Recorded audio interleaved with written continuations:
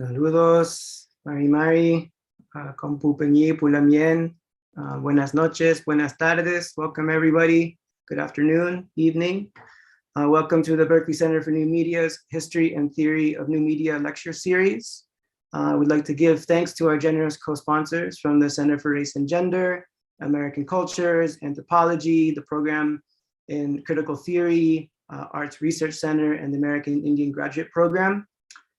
My name is Marcelo Garzo Montalvo. I'm an assistant professor of ethnic studies at Cal State San Marcos here on Payam Cahuachum territory. And I'm also the former Indigenous Technologies Coordinator at the Berkeley Center for New Media, which we also affectionately call BCNM. BCNM is an interdisciplinary research center that studies and shapes media transition and emergence from diverse perspectives. Through critical thinking and making, we cultivate technological fairness and equity in our classrooms and in our communities and on the internet. Last year, BCNM started an Indigenous Technologies initiative to explore questions of technology and new media in relation to global structures of indigeneity, settler colonialism, and genocide in the 21st century. This year, the theme of Indigenous technologies is braided throughout our event season, and we're so excited to continue to build on this intervention and host speakers and events that contribute to this integral body of knowledge.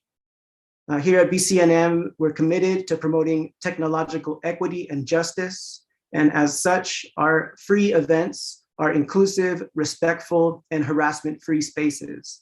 Attendees who violate any of our community guidelines will be removed from the event and may be disallowed from future online events. If you are new to our events, please read our community agreements, and we'll share a link to those in the chat. Our first value this afternoon is to honor the land. We recognize that BCNM is located in the territory of Huichin, the ancestral and unceded lands of Chochenyo-speaking Ohlone peoples, specifically the confederated villages of Lishan. The history of prolific technological development in this region has always depended on this land, and all our technological infrastructure and activities take place on and in relation to this land. We commit to supporting the sovereignty and ongoing stewardship of this place by Ohlone peoples through building long-term reciprocity and relationships with tribal leaders and organizations. We encourage all of our attendees tonight to explore nativeland.ca, our home on native land, as an online resource to learn about Native stewards of the lands you are joining us from today, if you do not know the place name and the Indigenous communities on whose lands you are joining us from tonight. And that link can also be dropped in the chat. And tonight, I'm very honored to introduce Professor Kim TallBear. Kim TallBear is a professor and Canada Research Chair in Indigenous Peoples, Technoscience, and the Environment, Faculty of Native Studies at the University of Alberta. She is the author of Native American DNA, Tribal Belonging, and the False Promise of Genetic Science.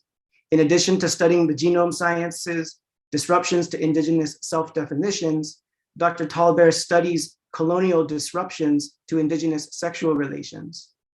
She is a regular panelist on the weekly podcast, Media Indigena. You can also follow her research group at indigenousts.com. You can also drop that link in the chat, please. And she tweets at Kim TallBear. Let's take one moment to welcome and give thanks, and I'll turn it over to Professor TallBear. Thank you for being here. Thank you for visiting our Indigenous Technologies program tonight. Thank you. Marcelo, did you do the land acknowledgement already? I did. You did? I don't know what I was, because I was really listening. Okay, so it's my turn now. That's too funny. I hear about 5 a day since that's our practice up here. Sorry. It's all good. That's so bad. That's so bad. Okay. It's great to be here. Thank you for your introduction. And I'm going to do well, first of all, I have to tell you, as you can hear, I'm actually having some throat and I'm having sinus problems. So if I mute, that's why. I don't want to subject you all to that noise. So I'm going to give a 10-minute intro to my work, Because it'll be more concise, kind of a more concise description of the relationship between these seemingly very different topics that I've moved between in the last 7 or 8 years. And so the relationship between the politics of DNA research that I've done, and then the non-monogamy research and sort of disruptions to sex and nature work that I'm doing now, and which my next book will be about. So I'll give you about a 10-minute intro, and this is coming from a relatively new publication this year. It is from the Routledge Handbook of Critical Indigenous Studies that was published in January 2021. And that handbook was edited by a variety of pretty high profile Indigenous studies scholars in the English speaking world. And that's Brendan Hokofitu, Aileen Morton Robinson, Linda Smith, Chris Anderson, and Steve Larkin. And so there's, I don't know, maybe 50 chapters in that book. Anyway, I'm chapter number 34. And that chapter is called Identity is a Poor Substitute for Relating, Genetic Ancestry, Critical Polyamory, Property and Relations. And I'm going to give you about a 10-minute sort of key excerpts from that piece. So then we can jump right into Marcelo's questions, because I read the questions, some of the ones ahead of time in there. I think this will be a good preface for that. So in 2013, the same year, my book, Native American DNA, Tribal Belonging and the False Promise of Genetic Science was published. I started a then anonymous blog, The Critical Polyamorist. I intended the blog as a way to find and think with like-minded others about this new turn in my personal life, my engagement in consensual non-monogamy with multiple partners. And it was challenging and time-consuming to figure out how to build good relations and good relationships in ways that go against that system that spans legal and contemporary cultural orders at all levels. I started writing the Critical Polyamorist blog because I wanted to be sure that my polyamory practice was informed by and supported my broader anti-colonial worldview before I did polyamory openly in the world. Now, I was open with my partners, of course. If I were going to make a life-altering transition to consensual non-monogamy, it was essential that I make it into research. Because I don't have hobbies. So I thought, if I'm going to do this well and do it thoughtfully, I've got to kind of build it into my writing and thinking. The Critical Polyamorist blog was yet another attempt to more than survive, to push back against settler colonial narratives and definitions of relations, what the world is and how it should be. At first, the new turn in my personal life and research interests seemed unrelated to my previous area of research in DNA politics, but everything is related. Foregrounding Indigenous analytical frameworks and my own Dakota sense of relations, the critical polyamory work focuses on what I have come to understand as settler sexuality, marriage, and family. Native American DNA, the book, re-scripted definitions of Native American DNA, the object, the scientific object. And I talk about this in the book, re-scripted definitions of individual identity. And I always think about identity with scare quotes around it because I'm calling attention to it and troubling it as a concept. So it re-scripted definitions of individual identity and peoplehood, capital P, away from essentially genomic definitions that focus on lineal inheritance of properties co-constituted with settler stories. This newer work attempts to re-script bodily practices and kinship understandings away from definitions and narratives that likewise privilege the inheritance of properties and property, and that are grounded in what Scott Morgenson calls settler sexuality. That is, and I quote from Morgenson, the heteropatriarchal and sexual modernity exemplary of white settler civilization. Elsewhere, he elaborates that settler sexuality is, quote, a white national heteronormativity that regulates Indigenous sexuality and gender by supplanting them with the sexual modernity of settler subjects, unquote. Morgenson also writes about how settler colonialism has, quote, conditioned the formation of modern sexuality in the United States, we can say it also in Canada to a large degree, including modern queer subjects in politics. Settler sexuality and family are closely linked to concepts of property, to which I return in that article at greater length. So the next section is called From DNA to Polyamory Research from Property to Relating. As the years have unfolded since 2013, when I began living and researching polyamory in addition to genetics, politics, and both within a framework that sought to understand their role in settler colonialism, I have come to see that these two projects are connected. I am concerned in both cases with actual practices of relating versus making property claims over ancestors, Indigenous peoples, and now over lovers and partners. In Native American DNA, I insisted on actual, hopefully good, relating with Indigenous communities, that property claims to Indigenous identity could not be made absent the agreement of Indigenous peoples, that Indigenous citizenship requirements, definitions of kin, tribe, and nation had to be respected. And we can play with those terms depending on which part of the world that we are in. This is me talking now. This is not from the book. Because I recognize and respect that indigeneity is not a universal category that works evenly and is defined the same everywhere in the world.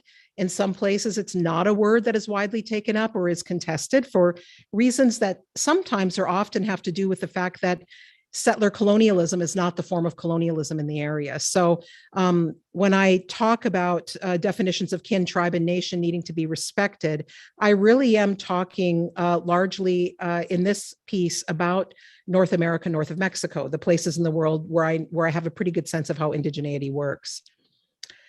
And that Indigenous peoples' relations and identities were not simply there to be claimed by heretofore non-Indigenous peoples, just like the land has been claimed without assent. Just going to mute for a second.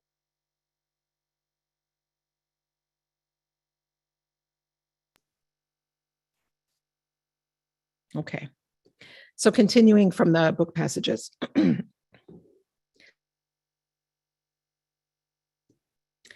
Monogamous marriage supported in the 19th century civilizing projects in both the United States and Canada, including the breakup of collective Indigenous land bases into private parcels. Settler colonial governments in the United States and Canada imposed compulsory monogamy that helped privatize and constitute land ownership for settler men, their families, corporations, and states. These states also forced Indigenous men, women, and children into the suppressive system via land allotment policies, compulsory conversion to Christianity, relocation programs and residential schools, its indoctrinations and abuses.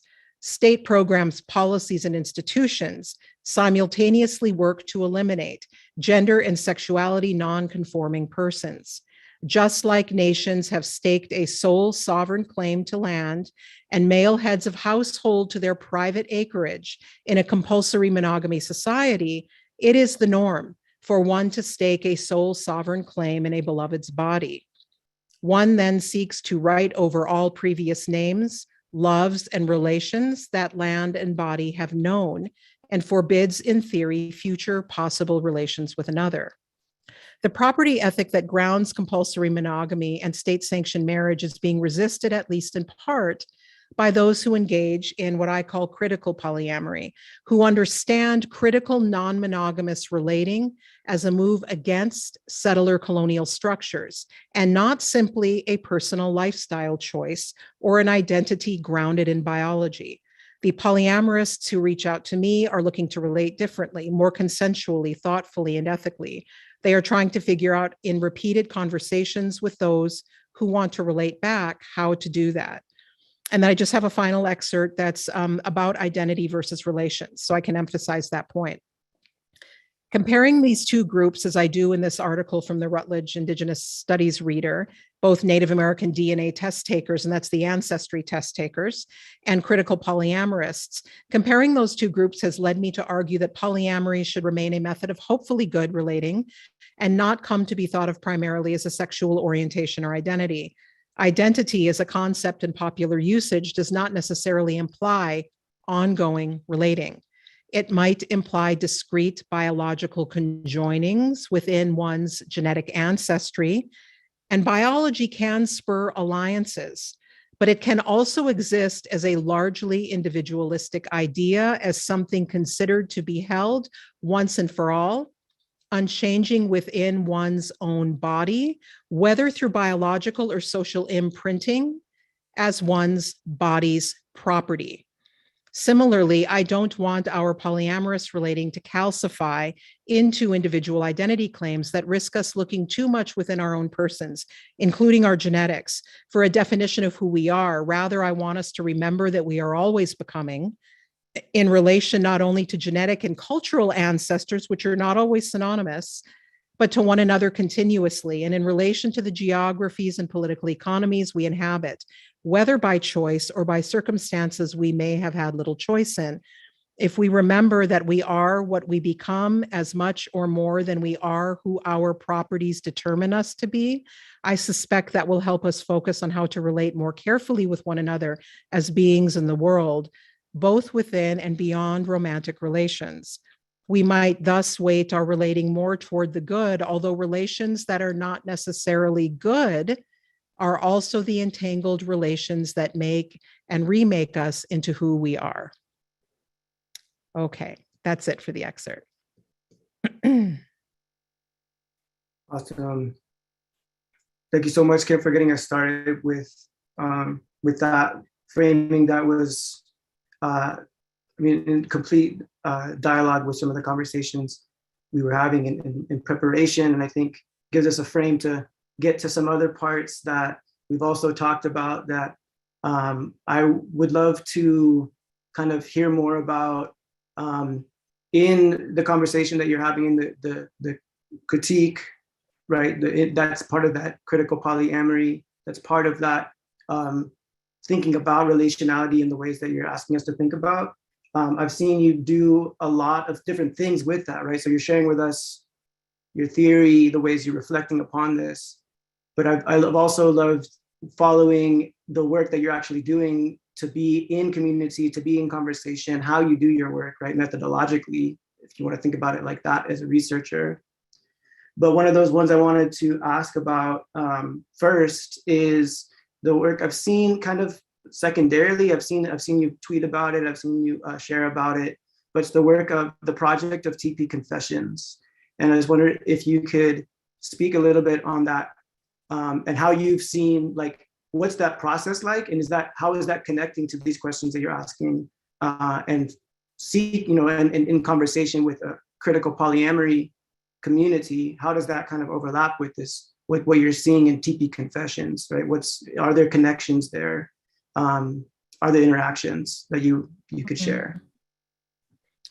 Yeah, so our TP Confessions website is tpconfessions.com, with TIPI confessions.com. So that's an interesting question. I'm the only explicitly out loud non-monogamous producer of TP Confessions and founder. I won't, speak to the orientations of my colleagues because I haven't asked them lately and it's not my place. But my two co-producers, Tracy Bear, who's a professor at McMaster now in Ontario, and Kirsten Lindquist, who's our PhD student here at the University of Alberta, they co-founded it with me in 2015. And I'm trying to think if any of these kinds of methods and frameworks inform that. I wasn't, I do a whole other talk on TP Confessions actually as arts-based research as well. So it's a cabaret show in which the creative, hold on.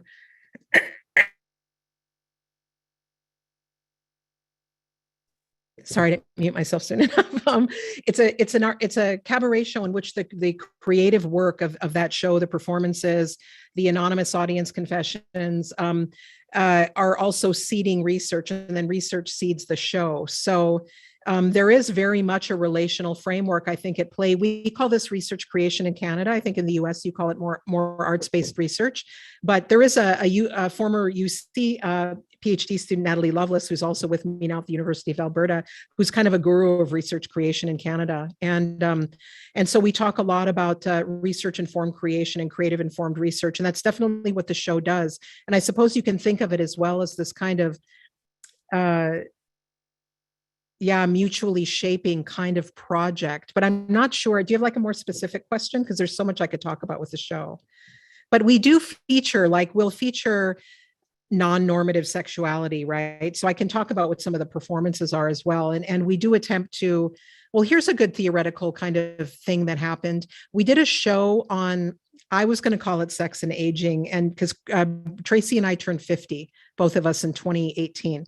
Around the same time, and she said, Kim, we can't do a show called Sex and Aging. That's a very unsexy title. So she decided we would call it Season Sex, and we wanted performances from people who were 20, 30, 40, 50, 60, 70. We often showcase the work of women, queer, and two-spirit people. It's a woman-run show, right? Although we don't inhibit men necessarily.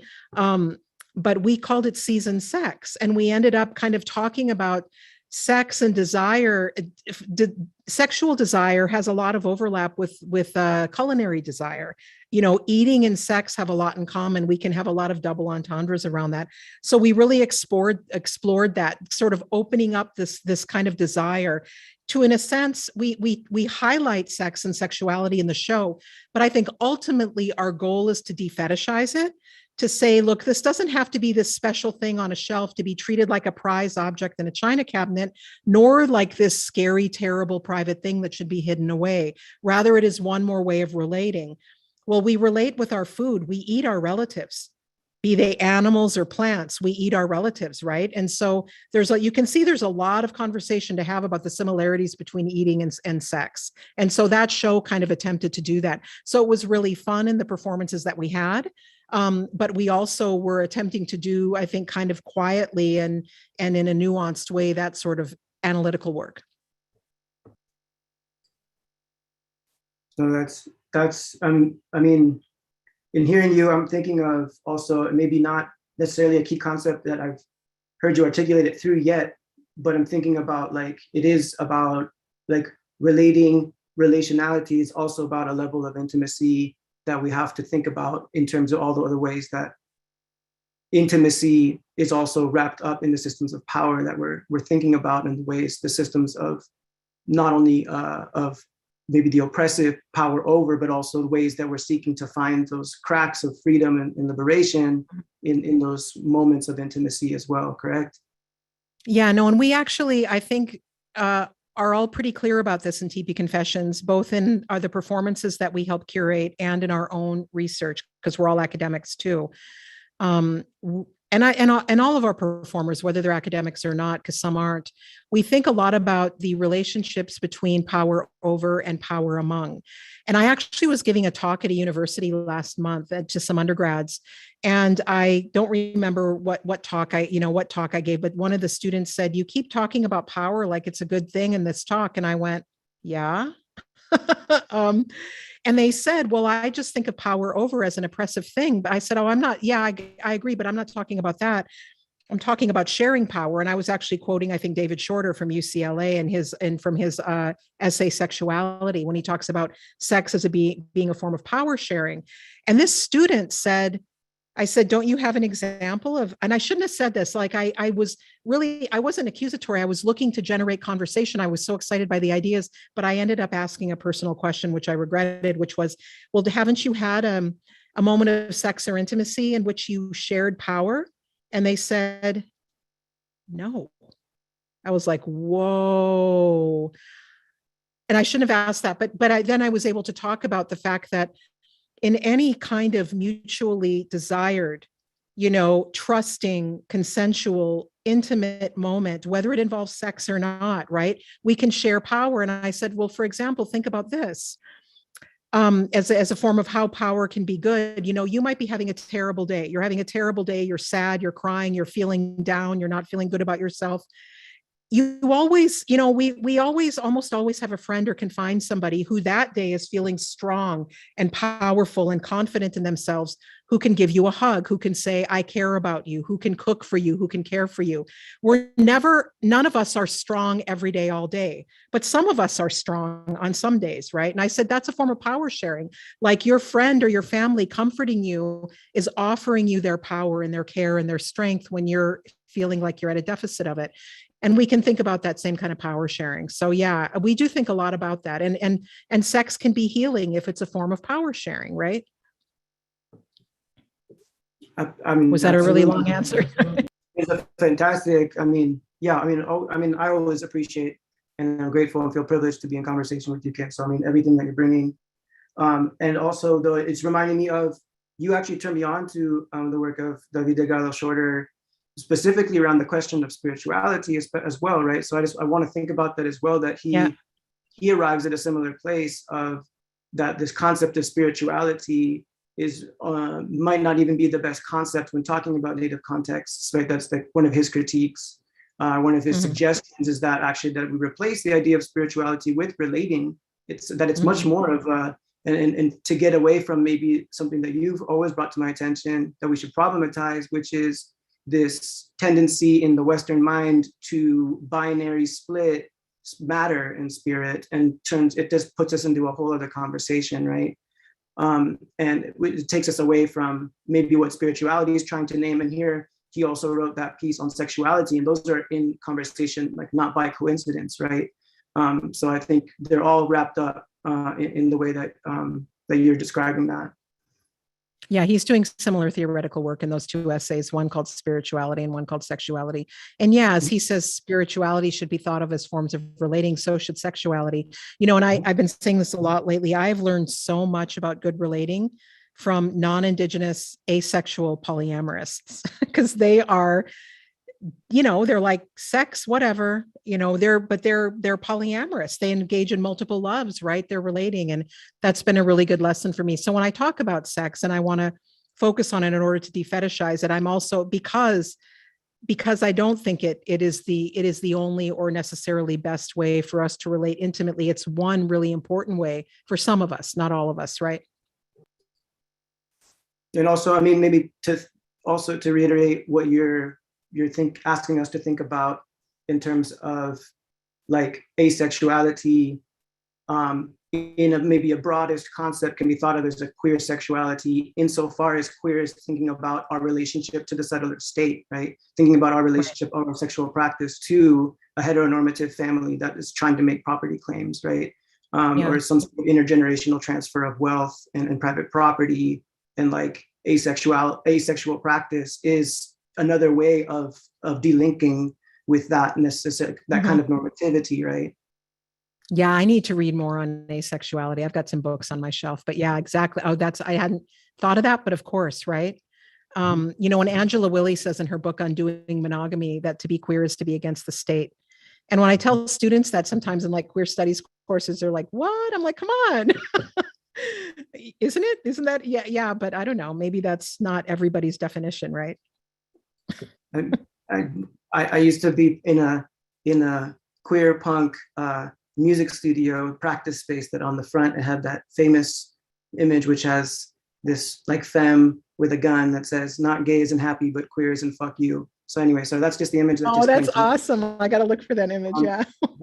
There's a queer punk aesthetic somewhere in there as well, right? That we're cross-pollinating. But I actually do want to take it as a moment. This is a moment also to like give a shout out to the folks who are attending. So thank you everybody who's made the time to join us tonight. I'm already seeing some questions in the Q&A. And so this is very much a conversation. We have the privilege to be in open conversation with Kim TallBear. And I have my prepared questions and we're just gonna wrap, but I am gonna always, there's not a structured like me and you time. So I'm seeing really good questions coming in already. So please do put those in the Q&A box and I will do my best to get to them time, you know, within the allotted time. But this question also is there's a couple of questions that are already asking us to think about something that could connect to what we're discussing right now, which is to really explicitly or just more directly think with us about the question of non-human relations being included in the framework of critical non-monogamy, like plant relations, to be exact, is being asked about. And a similar question is being asked about more than human world, where we can think about non-human animal relatives as such. Like how is that figured into your critical polyamory? Right. And this is one of the reasons that polyamory as a word is nothing but a placeholder for me, right? And I don't know where I'm going to arrive at the end of this next book, where I'm going to be, you know, quoting people like Melissa Nelson, formerly of SF State, I think, who's now at ASU, on her Indigenous ecoerotic stuff. and also because I was an environmental policy expert and planner before I was an academic. And of course, I used to be an ESPM at Berkeley. So I've been around environmental stuff a lot, right? And yes, exactly. Polyamory is not going to be the word that's going to capture how we are in multiple kinds of relation. And if I'm defetishizing sex, then I can't privilege human romantic relations either, right? Or even aside from sex, I don't want to privilege human romantic relations. And so, yeah, I'll be interested to see the language I do arrive at. I don't know if it'll be like this kind of theoretically complex academic mumbo jumbo language, or if I'll find something more accessible, which I usually aim for. But that's the book I'm writing this year. And there will be some of that in that chapter as I try to figure this out.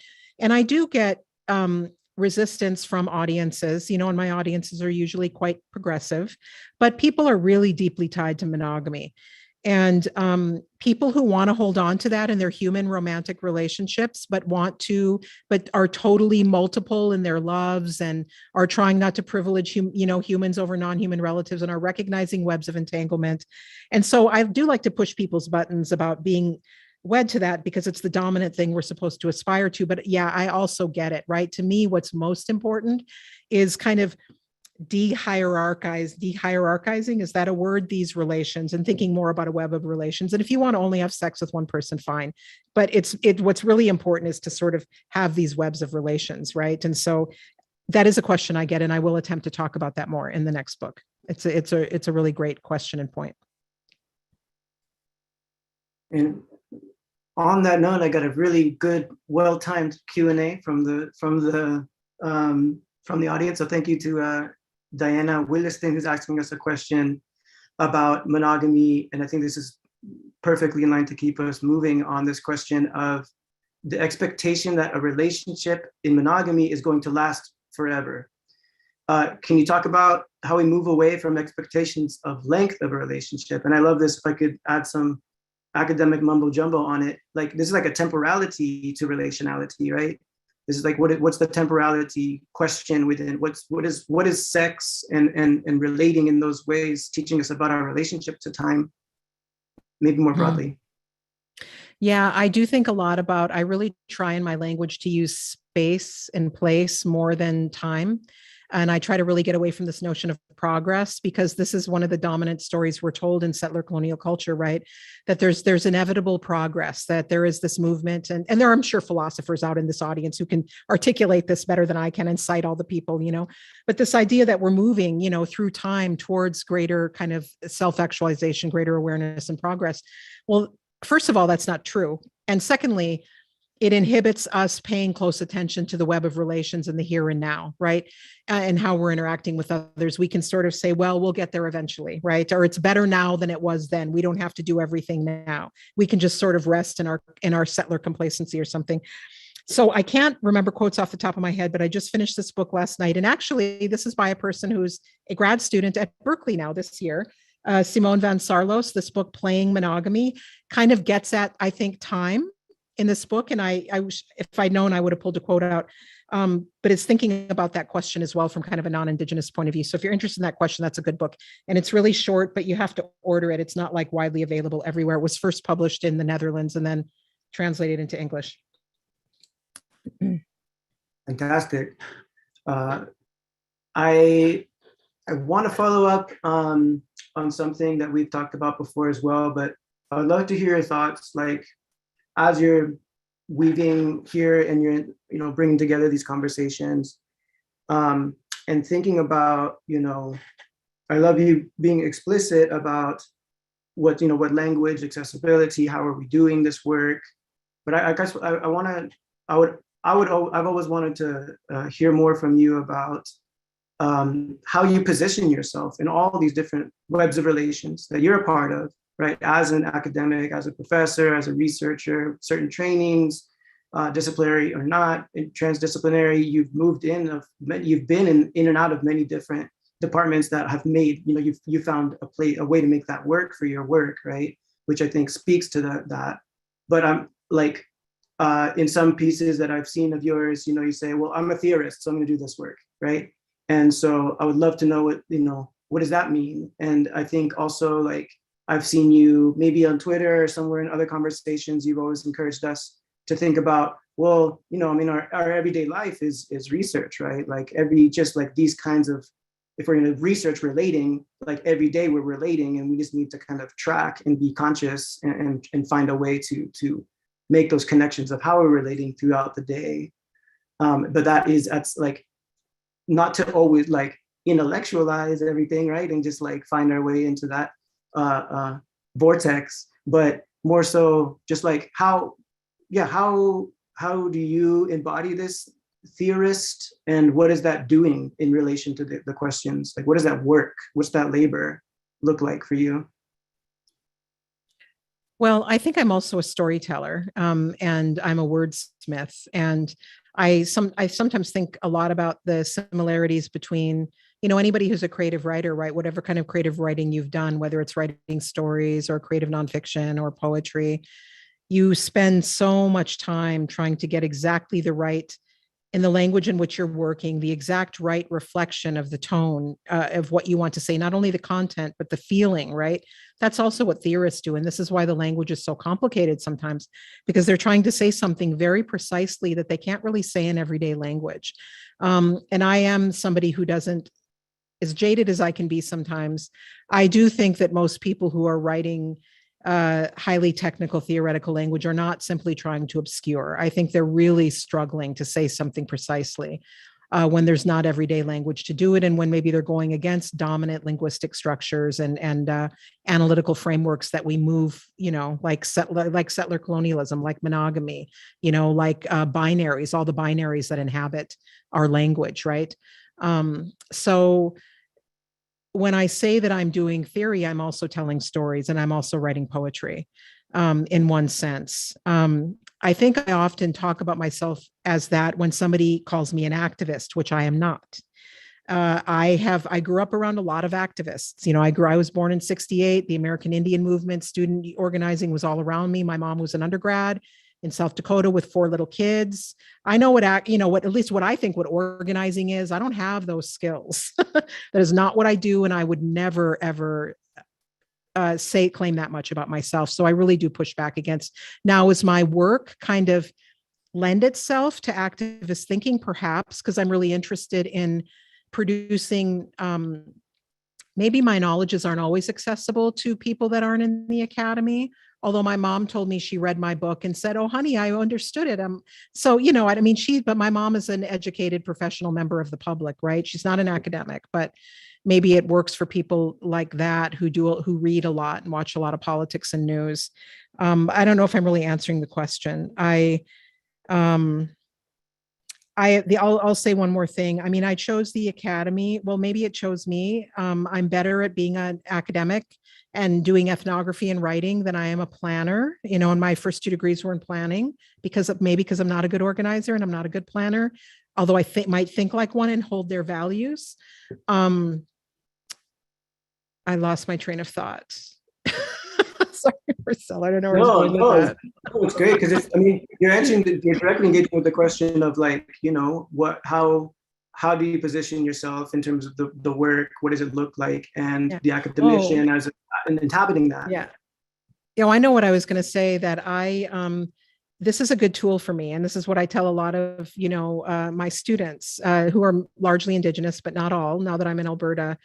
I wouldn't choose academia as a lifestyle, and I wouldn't choose it as simply a career. It has been a good career for me, but I'm lucky, and you know how hard and terrible academia is.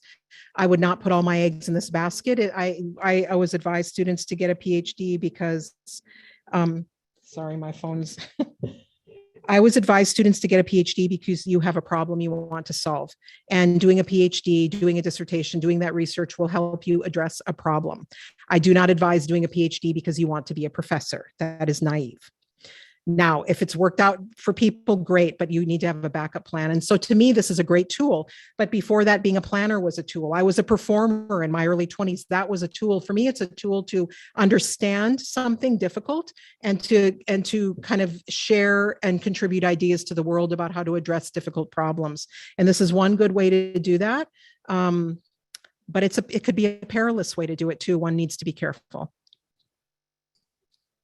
You know, listening to you, you're reminding me of that when I got to study with you, and so we were in seminar, I remember very clearly, and I'm just making the connection, I'm not sure if this is concrete, but I withdrew from my program right after we studied. I studied in that we had these difficult conversations in that seminar that sent me, I had no plans of coming back to the academy, but I withdrew and I left, and I went on, and I more dug into my music practice and to dance, and was, connecting in that way. But the message I received out of this, of course, there's all this, we can problematize the in and the out, but out of that world, out of that culture, out of the academic culture, I accessed so many messages to me that also reflected back and was like, well, what the heck are you doing? You actually have a lot of privilege and access, and you speak that language. And I was more sent back by my communities and my teachers, my maestros, my elders, who made it very clear that, like, do the work there, but that doesn't have to be the center of our work, right? That doesn't have to be, that's not, it's not all there. Oh, hey. So it just occurred to me, maybe you can relate well through academia, and that should be our goal, not to be an academic as an identity. I don't know. Let's think about that, right? And don't, right. And because we can focus on good relating versus bad relating in the academy. And it's hard. It's just as hard as being out in the world. It is the world. I don't make that distinction, right? Good relating isn't all about, oh, I'm a nice person, I'm going to be nice. It's about structurally as well, what's possible, right? And this is why we have to address these things at a structural level too. I'm not advocating that we all be like, goody two shoes and just like, we can just do this as individuals. That's important to dispel. I think to disabuse us of that, of good relating. What does it really actually mean in that way? And I think, yeah, and I have actually written about and thought about academic forms, almost like the academic structure as a settler structure, not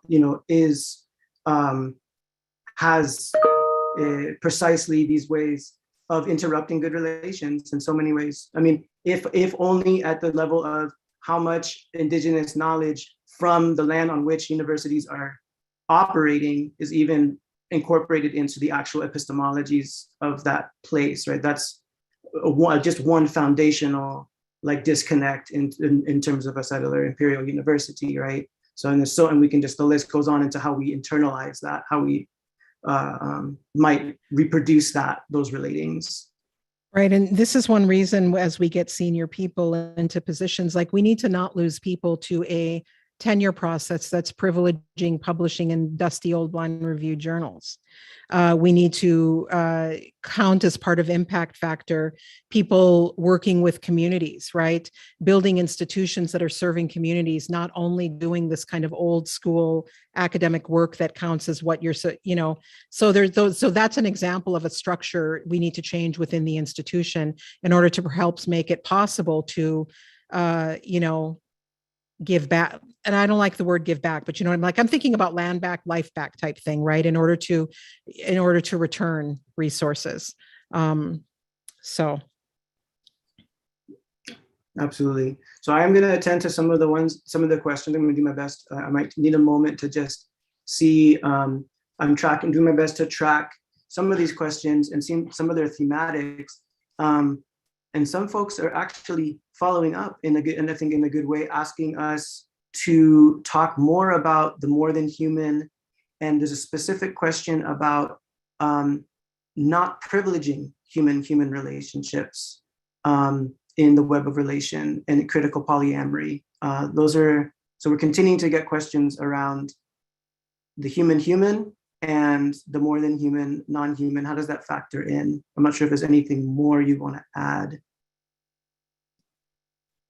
Yeah, no, that is a piece. I don't know if it's going to be a chapter or parts of different chapters in this next book, which I think I might call Promiscuous Relations. We'll see. I got to Google around and see if that title's been used. I mean, I've gone through multiple titles, but I don't want to call it Disrupting Sex and Nature like I was going to call it. That's kind of boring.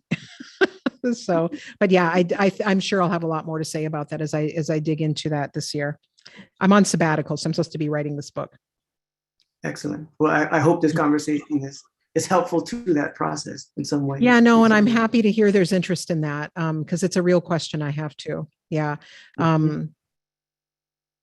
I'm not like an evangelist for polyamory. I am an evangelist against monogamy and against compulsory monogamy. And then as part of that, privileging that kind of romantic property tied relationship, right? And I think that opens the door to thinking more about human and more than human relations. Yeah. Mm-hmm. So I think I'll take this as a moment to pivot to maybe a different line of questions. Okay. If I could ask, I was saying, you know, as Berkeley Center for New Media, I have to ask a Twitter question. We published a book about Twitter. And my question is, you know, I'll read it because I like how it came out. As a bona fide blue checkmarked member of Native Twitterati, can you speak on the role of social media in your work and how what you see social media, what's the work that you see social media doing in the world right now, and how you participate in it? Is there specific platforms that you seem to engage with more or less, and why or why not? Yeah, I love talking about social media. I woke up one Tuesday morning, I think it might have been a couple of years ago. I should have taken note of the date, but I woke up to some Twitter message saying, "Congratulations, you've been certified." I'm like, huh? I was like, because I always wake up and read Twitter for like an hour. It's terrible. I'll scroll through for news and see what the gossip is before I finally get out of bed. I'm probably just procrastinating making my bed, but I was like, oh, okay, whatever. Like I didn't ask for it. I don't know how it happens.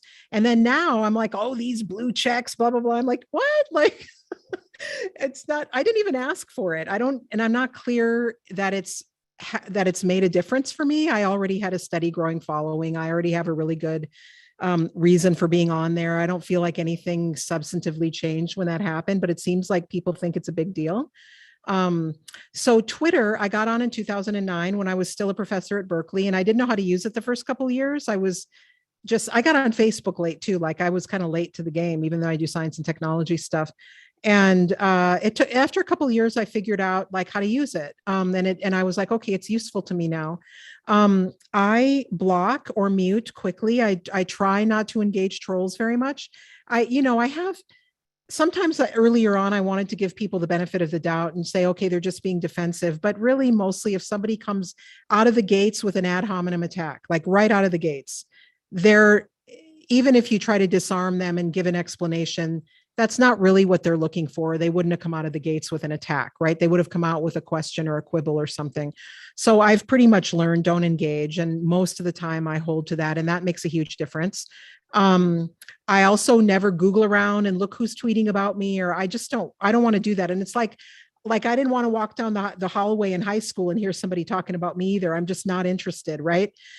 Because who wants to feel bad and who wants to worry about it, what everybody's saying about you? So I'm there to get and give information. I'm there to share information, right? And in fact, of late, I'm kind of bummed out with Twitter because there's a lot less news and a lot more what I call Twitter paratives. So these kinds of moral assertions about what one should do, and I'm never sure who they're speaking to. Like it's like they're standing on a mountaintop with a megaphone telling the world what to do. Even if I agree with it, the point, I'm not sure. Like I don't like Twitter paratives all the time. And then a lot of, and then maybe it's not for me. So I'll say this, but then it's not like I'm going to spend a lot of time criticizing people for it. I use Twitter not in a personal way. It's really mostly public for me. I have an open Twitter account. I would not share a bunch of personal information on there.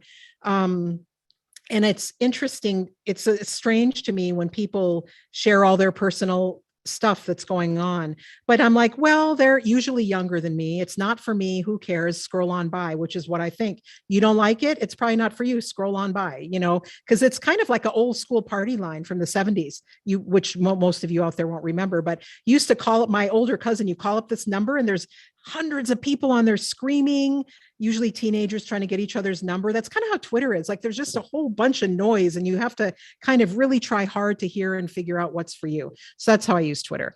I deleted Facebook in January and I have no regrets, none at all. And that's where the personal stuff happened. And that became too much for me. Like it was I tried to go through and delete friends, but out of the 800 friends I had, I could only delete 10. I pretty much knew everybody because I don't accept friend requests from people I don't know on Facebook. And so I couldn't delete anybody. And I was feeling emotionally overwhelmed with everybody. Like it's hard to keep up with 800 lives. It's just without becoming yourself emotionally overwhelmed, right? I don't think we're built to keep up with 800 people on a daily basis. And I got rid of that for that reason. And then TikTok, I won't get on because I don't want to get addicted, but I do like look at some TikTok videos that are hilarious sometimes, but I don't have an account.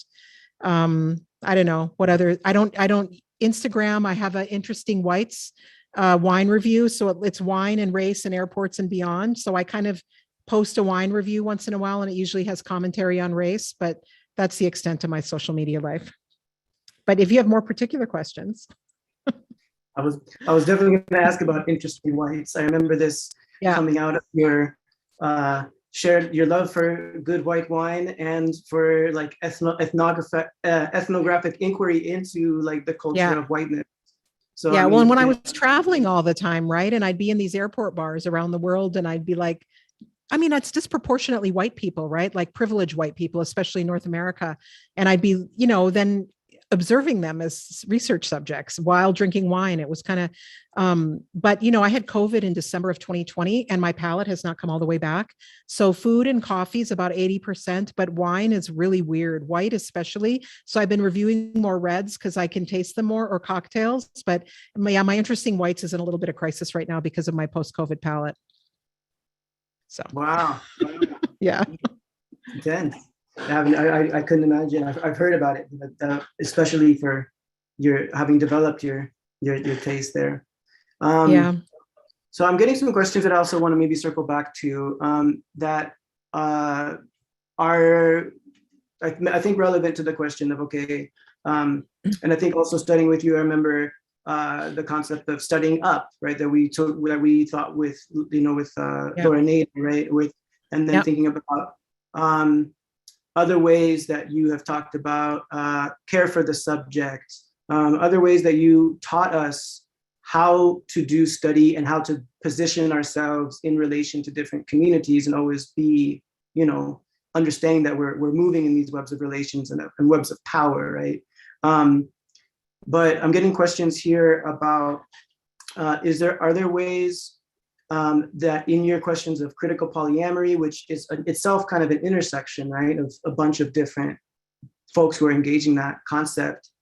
But have there been any specific engagements that you have made or that you would want to share about with either Two-Spirit or Indigenous queer kind of sexuality and kind of these are being put forward as kind of umbrella terms, right? But for like a way of as a voice in that conversation that you're tracing, has there been explicit ways that you find that you are relating to Two-Spirit or Indigenous queer interventions?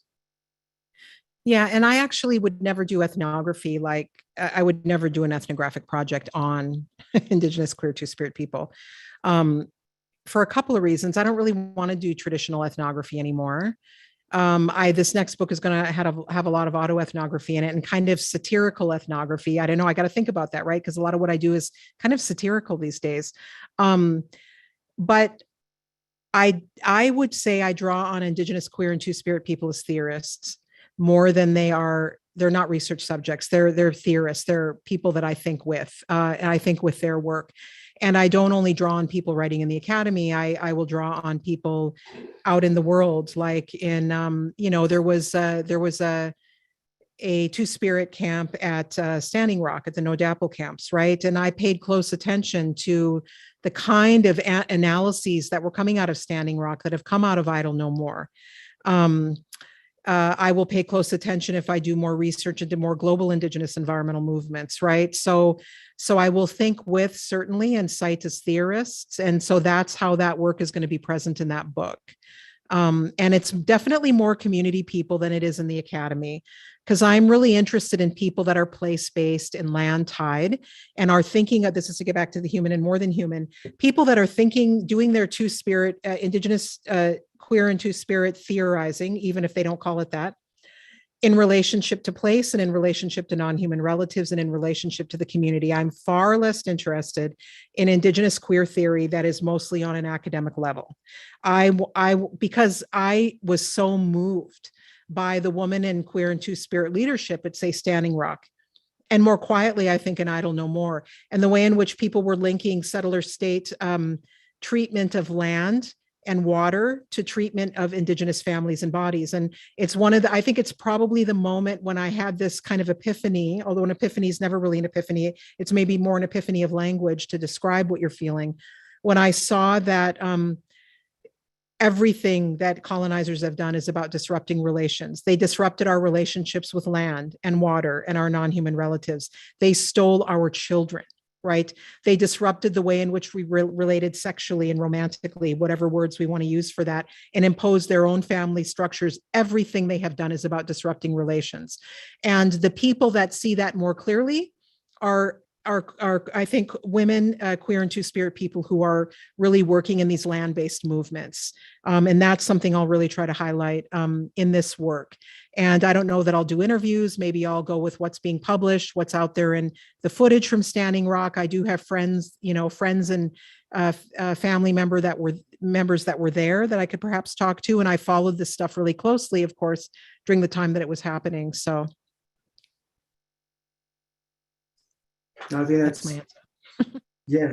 No, I think it's fantastic, and it's excuse me, go ahead. I also should say too, I was asked this today in an email. I personally do not identify as queer and two-spirit. I was I wouldn't say I'm technically straight, I'm not, but I was raised I was fairly comfortable with a gender binary. I didn't have to resist it because I didn't feel badly enough about it. In retrospect, I can see how I very much formed this kind of, femme identity for very particular reasons that made life more tolerable.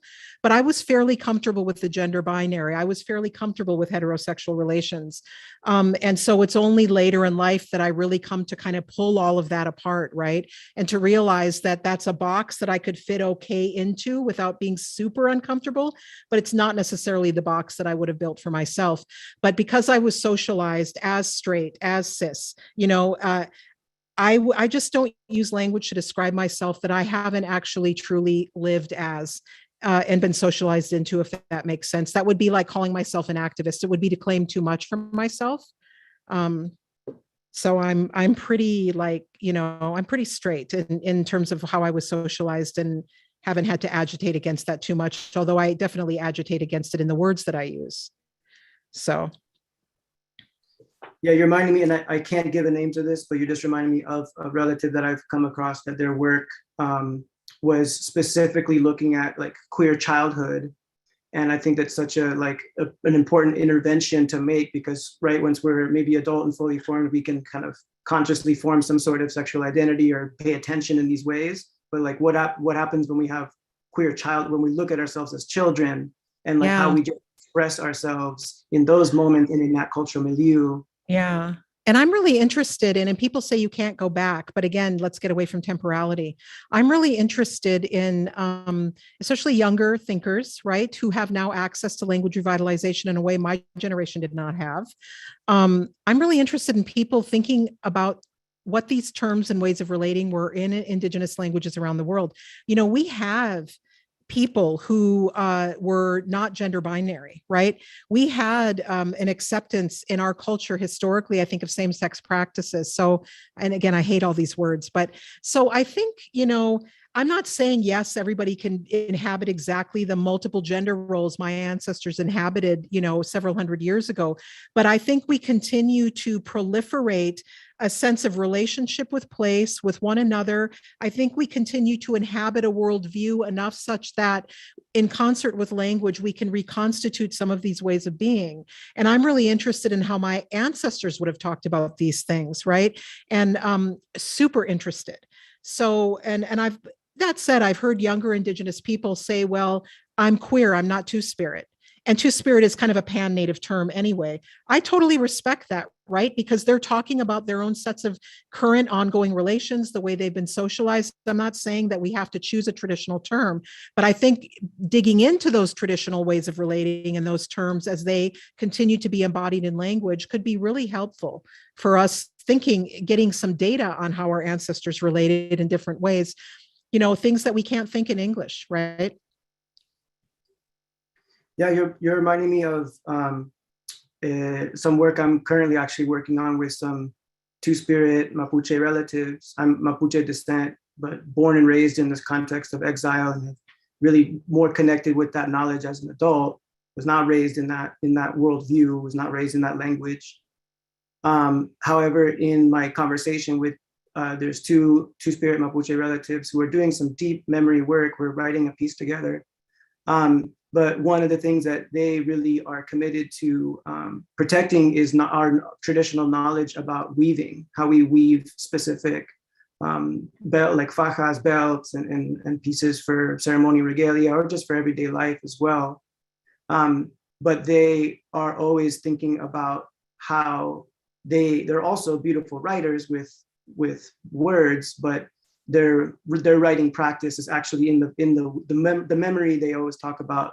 To me, is in the weaving itself. It's in the practice, and that is an understanding that they see that as a two-spirited knowledge in the way that they're connecting with it, as a way to remember and embody a two-spiritedness in terms of an Epupian Mapuche piece, which I would also flag in this conversation. I'm not sure if you have any comments on this, but in that collaboration, noticing how much pushback there is from within Mapuche community that says, what are you talking about? There's no such thing as Epupian. And they're pushing back from a place that for me seems like an internalizing of heteronormative settler binary, more so than just, how do you say, what's being like posited is we need to remember these, right? Sometimes we don't even, do we not even remember that that's has been a part of our ancestral cultures? Yeah, I mean, it's hard enough for me to speak about my own culture.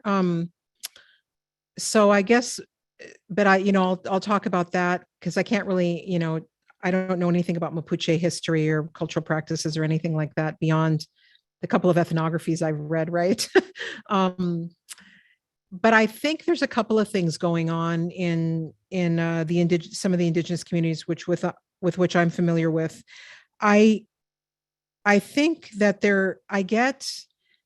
I would really like us to use our own words and dig into our own language, but that with the caveat that we are socialized in a world in which queer and two-spiritedness helps us understand and relate well, right? And it helps some people deal with that heteropatriarchal oppression of the settler state. It's a good language and vehicle for doing that.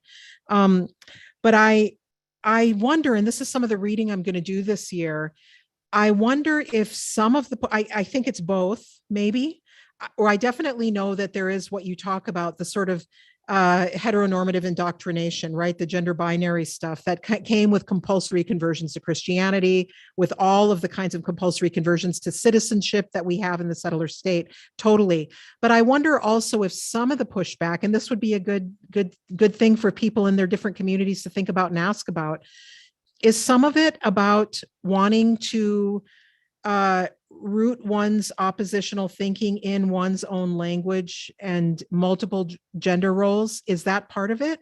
But I don't know. Like, I know we don't have a lot of people with that knowledge anymore, so I don't want to overblow that as well.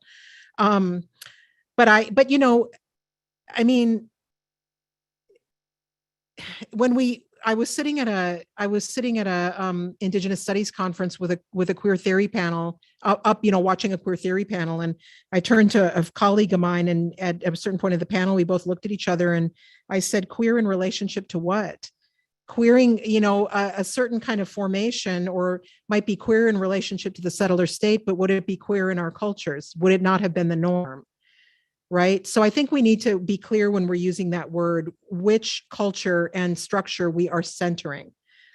And we don't always want to center that structure and culture, which might require us then to think within our own terminology, which again is an ongoing project, and then not everybody's going to want to do that.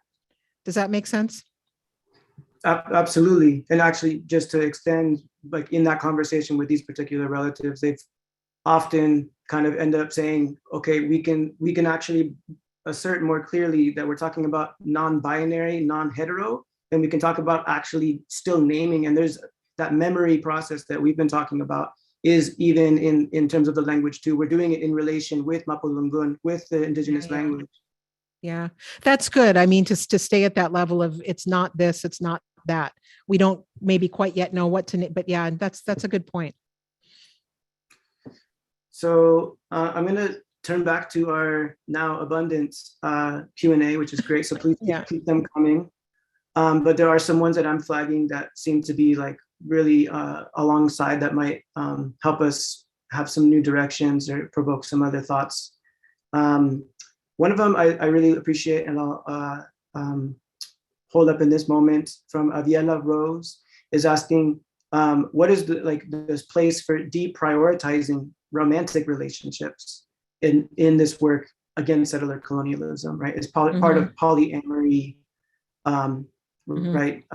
Is polyamory is about this, our intimate relationships, but not only, right? It's redefining relationships writ large. But is there something in there about deprioritizing our romantic relationships, or what's?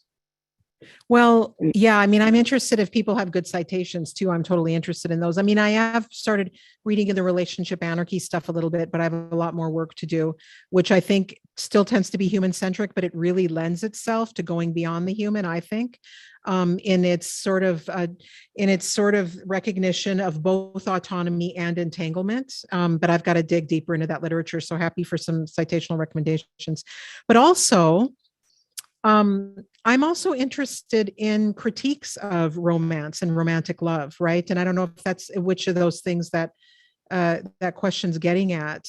I don't assume that when I use the word love, if I'm meaning romantic love, that I at all have the same definition as other people. I think it's a word we throw out there, and we may have many different definitions of it. Some of us may feel that, and I know some people don't feel that they have that at all, just like there are asexual polyamorous, there are aromantic polyamorous. So I am actually becoming more and more critical of the concept of romantic love. And I'm aware that there are, I guess I've heard that there are cultures that consider that not a good thing, and I've been talking to friends lately about maybe it's too big of a distraction. Maybe it's actually a pathology more than it's a natural kind of way of feeling towards one another. So also really interested in citations on that too. Sounds like somebody's, Dean Spade. Yeah. Okay. Thank you for that. Yeah, so Sophia's dropping link in the chat, and if folks do have any resources you want to share, you can send it in the Q&A. We'll have that recorded. And so that's part of that, like actually questioning the idea, the concept of romantic love as a reality versus a very constituted kind of set of emotions and expectations, right? Like I'm really interested in that, but also just on a kind of queer kinship level, or more promiscuous relationality level. I'm really, the de-emphasizing of those kind of romantic partnerships and couple-centric kind of ways of living, right? And having these more extended relational structures, which we can understand through queer kinship, but we can also understand that through like my Dakota extended family sets of relations, right? There are multiple kinds of peoples that have focused on these extended relational frameworks that I think, in fact, in the end, are more sustainable and more sustaining than what we've been told to focus on, which is the romantic couple, be they straight or gay, and marriage and property and the nuclear family and all of that. So are we going to get a copy of all these citations in the chat? I think so. Yeah, the chat for That'd be great. On the Q&A as well, please, you drop those.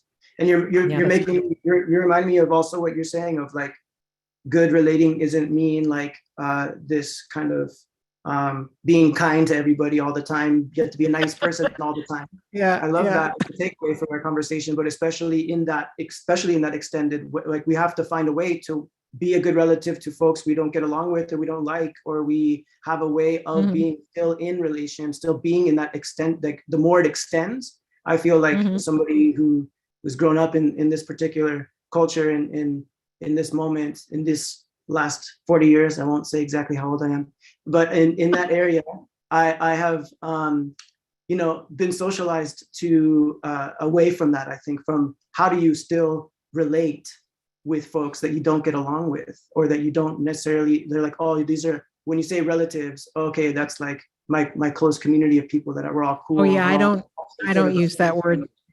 Yeah, I don't Exacto. use Yes. that word that way at all. No. Yes. Okay. So thank you though. Yeah, You when just I say reminded me. relative, yeah, I mean who I'm related to, and we're related to a wide variety of beings, right? Yeah. Mhm. It just it gives such a good it makes that concrete for me what you're saying right now. So thank you. Mhm. Um, so I do have a couple last questions as we Okay. have 20 more minutes for folks. Please keep Oh, them wow. coming. This is a great thing for folks to. So one that's coming from Leslie Cantania, I think, is a great extending of something that you mentioned at the very beginning, which is, can you talk more about polyamory for elders and what that can look like and what is already existing, especially for folks who decide not to have children, either through birth or adoption? How can we live as our bodies deteriorate in a settler state that privileges the monogamous nuclear property paradigm? Well, I'm interested in the body's deteriorating line versus changing, although I am plagued with chronic pain in my knees. Oh, although I just read something about crip time critiquing chronic too, right? So yeah, I get it. Like my body is not, I take a lot more ibuprofen than I used to. So I get that point. But I'm trying to think about it as change as well, right? Just changing. And then I have to change and accommodate myself, and others do too in different ways.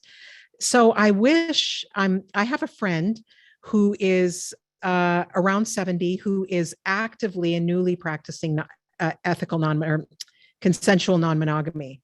And I am hoping that they start a blog because their stories are amazing. And I want them to come do one at TP Confessions.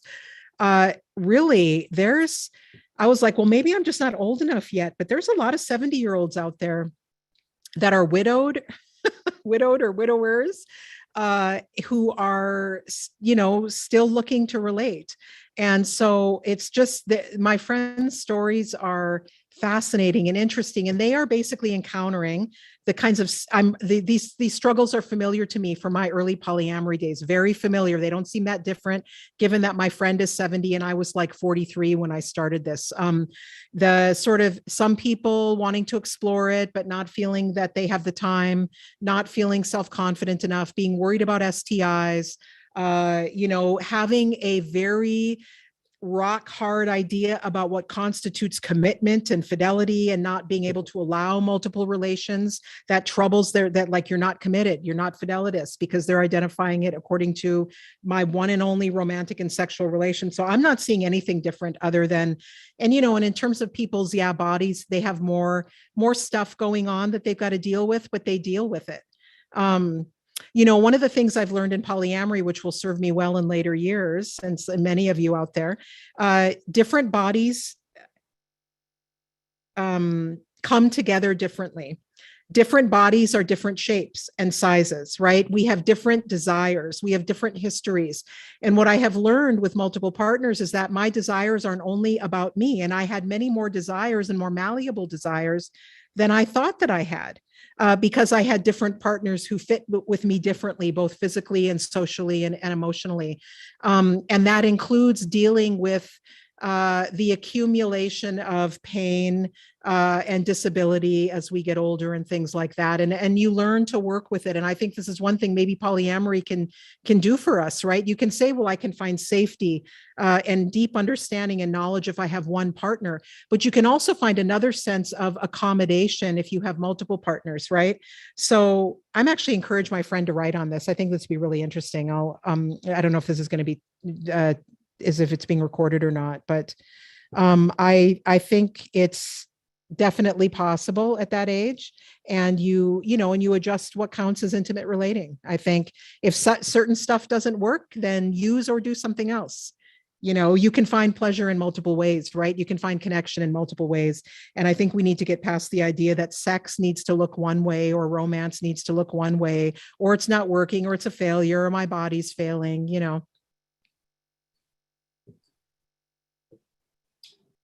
Yeah, I think there's a couple other questions that are coming in that are asking similar. So I really appreciate this, the specificity of the question around aging, which I like, right? We're talking now about gesturing back at the seasoned sexualities to It's the surprising to me. Do young people really think old people don't have sex? That's so weird.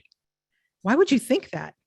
it's definitely a socialized part Don't of no, I'm sorry to don't cut you. think that. No, I'm not. I'm No, just we saying, need to don't be, think that, yes, we need to right? be elder sex positive, most definitely. Or you, That's part and of you this don't work. have to have it if you don't want it. That's cool too. But I mean to say, oh, you shouldn't have sex or you don't because you're old. Like, really? It's wrapped up in the same culture, right? It's just wrapped up in that same whole story of just only pretty able-bodied people apparently are supposed to be having sex. So and it has to be straight sex too somehow. So there's a couple of questions here about like I'm on board, I'm with this, but where do I start? How do I even like look into taking action on I want to dismantle the settler sexual state? I'm getting that kind of a couple of questions like that. Where do we start? What's a starting point? What's advice is kind of the questions I'm getting here. Well, I think if you want policy advice, I'm not the best person for that, but there are people out there who think about that. I know Nathan Rambukkana at Wilfrid Laurier, if he's still there, has a book called Fraught Intimacies that's looking at the legalization and kind of policy conversations around polyamory in Canada. So I think we do need to do more on that front. And I should probably get more active in that area, not because I think polyamory is the be all and end all, but because I do think it, when you're trying to intervene in policy stuff, you're in small ways, I think, troubling the settler state and its compulsory marriage and monogamy and all that. But again, you can get into marriage equality space too, where you're just trying to have a more inclusive form of kind of couple-centric, property-tied, state-sanctioned marriage. And there's definitely a lot of polyamorous guilty of that. But if I remember correctly, Rambukkana's book is a little bit more critical than that. And so I think that's an interesting place to start. And I know there's some other policy-related documents there. But what I do in my personal life is this is why I'm so committed to being very open, because I am in a place of privilege where I can be open about this, right? And there are many people who I think do want to have a more kind of fluid and multiple set of relations who just can't be open about it for a variety of reasons. And so I feel that I should, in order to help change the narrative and make more space. I think telling a different story about what is good and possible and loving and caring and sustainable is going a long way. There's a lot of people out there who just haven't ever considered the possibility that one can have multiple loving relations and that it can be an ethical thing, that it can, that it's not, I mean, it's shocking to me. I'm still shocked when I meet people who have such a hard time thinking about this stuff as a possibility. But I think more of us who talk about its possibility and demonstrate its possibility in the way that we live is doing something important. And those among us who are good at, policy and advocacy work to change those structures, that's critical as well. So, but I think the stories, like, we have to tell a different story. Well, again, this is the co-constitution of the structure and the story. We have to have another story of what's possible in order to bring that story into creation, right? This is why it's so important to go up against these dominant narratives whenever we can, all the time, because you're being beat over the head every day by dominant narratives, by US exceptionalism, by mononormativity, by racial hierarchy. Day in and day out, you're beat over the head with that in everything around us. So you never get to rest in terms of pushing back on those narratives and positing an oppositional story. And people will get tired of it. Like, do you always have to talk about that? Yes, I do always have to talk about this all the time. So you're reminding me absolutely of like a particular memory for whatever reason. I mean, this is daily stuff, but this is a particular memory of a teacher and elder being like, do you want to know the biggest obstacle to you living in the way? Because we were in conversation about how to live in a more traditional way. Like, what's your biggest obstacle? And I was like sitting there thinking, and they just, with just the gesture, they just pointed at the whole world around. We were at a cafe. They're just like, everything is in the way of what we're talking about, right? Like, so it is this constant finding that that everyday way we can plug back into that energy that keeps us focused on that I understand this as futurity, right? When people talk about futurity, that it's about we're guided by that futurity. It's not just we're working for the future, it's we're working in the past, present, future at once, right? As I've learned from Indigenous futurists in particular that are talking about that, thinking about, okay, well, the practice, how we're relating is creating that world, right? Every one of those relations is part of the world producing that we're trying to do in terms of decolonization, if you want to call it that, or other projects that we're thinking about. Maybe liberation as that thinking beyond, right? Liberation from what? Liberation from this particular imaginary of what it means to relate and to be in love, to be partnered. I want to emphasize too, I don't mean to be such a relativist, but I do believe that we are given we have different gifts. We have different skills and talents that we cultivate, right? And I think that so when I say this is what I can do, or these are my ideas, I'm well aware of the limitation of my ideas, and I'm aware of the limitation of my skills. And I deeply appreciate my friends and colleagues and family who have different sets of skills, who are organizers and activists, who are doing theoretical work at another level. My very explicitly studied anti-capitalist friends, I'm not studied in that way in the same degree, but I listen to them quietly, and I can see the points at which my work and my theory can articulate with what they're doing.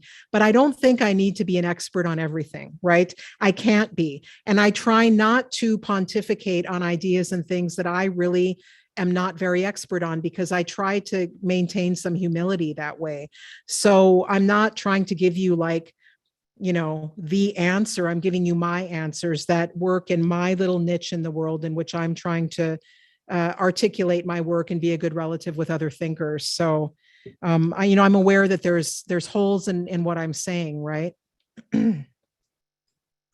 I would reflect as when I got to study with you and then just staying in conversation over the years, I've noticed that as a student, I think that's a really important model to follow. I've seen you many times be like, well, I'm not that, but because also a lot of folks will be projecting all kinds of different things onto us and onto you. And I think I witness you, and I'll just hold that up here in public as I think an important posture that you embody of just I don't know anything about that. I don't know. Next question. Let's talk about something that I feel good about. So I think, thank you for modeling that. And I think there's a lot of us who are especially in the academy are always compelled the opposite, which is to pontificate on something that we don't know anything, but we read a book review about, and we're supposed to talk, do a whole thing about, right? Yeah, well, thank you. I have a question here that might be a fun kind of, as we close, question that's around I would like to think of it as a cultural resistance question, because it says, thank you for giving us life-giving work. This is from Katie Lonk. I hope I'm pronouncing that okay. I'm a deep lover of cheesy 90s R&B, but it's unfortunately deeply dissonant with my values on relations and critical polyamory. Do you have any favorite love songs or recommendations for musicians who celebrate critical polyamory? And I'm going to extend that to cultural production in general. Is there any, if we're constantly inundated with dominant culture that's telling us how to be straight, heteronormative, settler, sexual subjects, is there any cultural production that you'd like to point us to otherwise? Very little, very little. This is okay. So this is another thing you can do. If you're a singer songwriter, write a love story that's not that, right? If you're a novelist, I know I'm going to probably be one of the few people in this audience, but I grew up in rural South Dakota in the 1970s. I'm a big country music fan, and it is the worst. Like I say, there's an Indigenous memester. He's kind of taken down his accounts now, but he's the best memester from my native point of view ever. And he's from up here in Alberta, and he had this one meme where he had SpongeBob, I think, was on a horse and had a lasso or something. And it said, going like something about I'm going to the rodeo and listening to settler colonial music. And like there's a lot of native people in the prairies, like especially older people. I think a lot of younger people are into, you know, more hip hop and stuff like that. But we were super into country music, and it's so colonial. Like I actually have an essay I wrote that's probably going to be in this book called Settler Love is Breaking My Heart. And I cite like country music lyrics throughout it and how terrible they are, because they're reinforcing my point. But I listen to this stuff all the time. So even though I'm super critical of it, I'm driving down the road like I'm just getting indoctrinated all day, every day by settler mononormativity and their country music, right? And I always think that we need songs that tell us another story, right? We're starting to get more songs about like same-sex love, right? But we're not yet getting, they're still super monogamous and ownershipy. There's a song like that I cite in that essay, the one that the High Women sang, Brandy Carlisle. And she's got a lyric about, you know, this cowboy's eyeing up her woman. And she's like, well, she's not going to want you. She's mine. You know, it's still super ownershipy and monogamous. So, but yeah, write those songs and write those books and write those poems. We need them. Yes. Yes. Thank you. Cultural workers. Let's do that. I'm a musician, so I'll take that seriously. Yeah. I need to work on my critical polyamory ballads. Or more songs about our love for non-humans too, right? Like our love for the skies or whatever, the soil, or, you know, deep, because we have other kinds of writing like that. But yeah, we don't need all these like coupley love songs and stories all the time. If I could share one that we used to sing in our band, that was we covered a song that, again, it's some of this might be also like repurposing is maybe one of our technologies that we have to do, of like taking something and making it our own in a different way. And what I mean by that is there's a song by Victor Jara, who's a Chilean singer-songwriter revolutionary, but he wrote a song in that moment of third world struggle that was a love song for Ho Chi Minh. And we ended up writing, who was the Vietnamese revolutionary, and we would sing that song. We were an explicitly queer Chicanx punk band, and but we would, for me, I would sing that as a queer Chicanx love song in terms of, but again, maybe a beyond romantic love of like, this is revolutionary love amongst global struggle. Like that struggle, it has to be based on that form of love. And the lyrics are more about actually love for land that has been wounded by imperialism and colonial violence, right? And like how that's the love that will relate us. So it's Victor Jara's El Derecho de Vivir en Paz, the right to live in peace. I would just say maybe we can also read existing works through this lens and see what are these other forms of love that are embedded in these kinds of work. So we're in the final minutes. If there's any burning questions, please put them here. I'm getting an attendee has suggested the song by Fergie, Promiscuous Girl. Okay, we'll have to do some research on that. I think I know that song. That's a good song. I think that might be on our TP Confessions playlist. We do a play. Yeah, it's a good one. Awesome. So I think in this last minute, if there are any final thoughts that you just want to share, that to make sure that we really walk away from this conversation, and is there a particular message that you go to make sure that we learn with you today in this conversation? I'll just leave the last word to you. I don't have anything. Sorry. I gave you all my wisdom. I'm out. That's it. I think we did some great work. I think the audience really helped us. So thank you for all the questions. I apologize if we weren't able to get to your questions. We will save them and we will stay engaged with them. We can forward them maybe to you, Kim, and you can at least see what people are really interested in. But at that moment, I would just say, I thank you. Thank you for your work in general, and thank you for your time tonight and for sharing all of that with us. And I hope that we all get to take this into our hearts and minds and bring this into our communities, our families, our relations, our webs of relations. So thank you, Taso Kamati, Chaltumai, gracias to everybody. Thank you. And yeah, the transcript of questions I can use as I'm writing the book to pay attention to what people are, what I need to pay attention to. So thank you very much for those in advance. Perfect. Bye-bye, y'all. Thank you. Bye.